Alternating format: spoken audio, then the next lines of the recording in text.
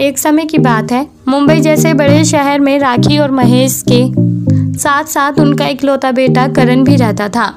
करण अपना family business संभालता था, जिसे अब अपना फैमिली बिजनेस संभालते हुए काफ़ी लंबा समय हो गया था।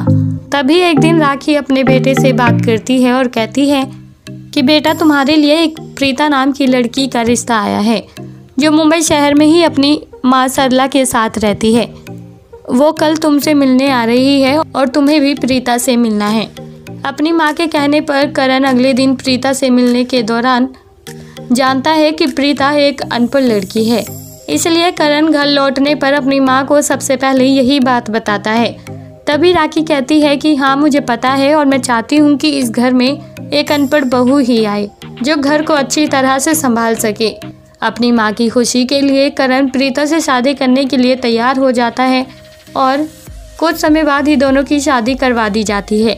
हालांकि शादी तो हो गई थी, पर करण को प्रीता बिल्कुल भी पसंद नहीं थी, वो भी उसके अनपढ़ होने की वजह से।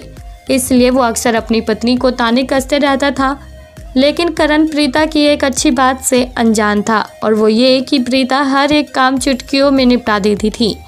चाहे फिर झाड़ू पोछे का काम हो, बर्तन धोने का काम हो, कपड़े धोने का काम हो, या फिर घर की दूसरी साफ सफाई और खाना बनाने का काम। वो सभी काम इतनी फुर्ती से करती थी कि राखी अपनी बहू से इम्प्रेस हो गई थी। यही नहीं, बल्कि आस पड़ोस के लोग भी उसकी बहू की खूब बड़ाई करते थे और कहते थे कि राखी की बहू तो रोबोट जैसा काम करती है, जिसे लोगों ने राखी की 10 हाथों वाली बहू कहना भी शुरू कर दिया था। और राखी भी लोगों की इसी बात से बहुत खुश थी। इसलिए प्रीता के साथ राखी के रिश्ते भी काफ़ी अच्छे थे। लेकिन राखी को समझ नहीं आ रहा था कि वो अपने बेटे को कैसे समझाए कि उसकी पत्नी उसके लिए ही नहीं, बल्कि उसके फैमिली मेम्बर्स के लिए भी एकदम परफेक्ट है। पर एक दिन जब करण सोकर उठा और उसे पता चला कि आज उसे ऑफिस जल्दी जाना है और ऑफिस के लिए कुछ ज़रूरी चीज़ें भी इकट्ठी करनी है, तब वो बहुत ज़्यादा स्ट्रेस में आ गया था। उसे समझ नहीं आ रहा था कि वो क्या करे। लेकिन प्रीता अपने पति को इस तरह से स्ट्रेस में कैसे देख सकती थी। इसलिए वो अपने ससुर के पास जाती है और पूछती है कि करण को अभी फ़िलहाल किस किस चीज़ की ज़रूरत है। तभी महेश कहता है कि उसकी कुछ फाइल उसके कबर्ड में रखी थी, वो उसे मिल नहीं रही है, और साथ ही ऑफिस में मीटिंग है आज, और वहाँ कई लोग आने वाले हैं जिनके लिए खाने का इंतज़ाम भी करना है। और इसी बात को लेकर करण बेहद ज़्यादा स्ट्रेस में है। तभी प्रीता दौड़ती हुई करण के रूम में जाती है और फटाफट उसका सारा सामान इकट्ठा करके उसे रेडी करती है और ऑफिस भेज देती है।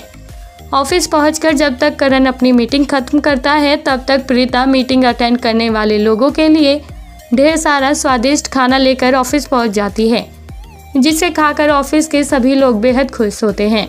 और इसी दौरान करण को भी एहसास होता है कि प्रीता सचमुच एक परफेक्ट बहू के साथ साथ उसकी परफेक्ट पार्टनर भी है, जिसने इस मुश्किल घड़ी में उसका पूरा साथ दिया और 10 हाथों वाली बहू के टाइटल को सच साबित कर दिया।